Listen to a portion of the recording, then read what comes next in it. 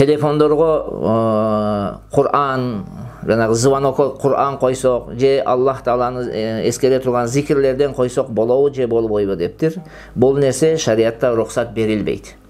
Кала берсе исламда дагы, мисалга мен сабак өтүп жатып, мына китептен сабак өтүп жатып, ушул жерде сабагым акырыга жеттим да, убакыт бүтүп калды. Ошол убакыт бүтүп калган кезде валлаху алам бис саваб деп туруп, же болбосо башка бир Аллах Тааланын атын атап, ошондон максатым мына ушул сабак бүттү ушул жерде деген ой менен ошол сөздү айта турган болсом, аалымдарыбыз ушундай нерсени жактырышкан эмес.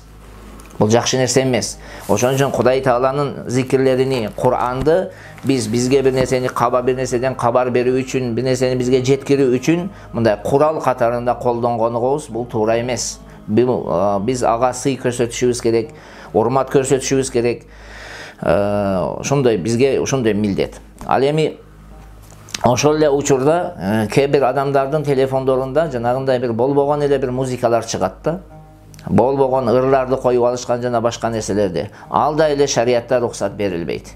Жөнөкөй кадимкидей эле бир звонокторду койсок, ошол эң жакшысы ошол болот.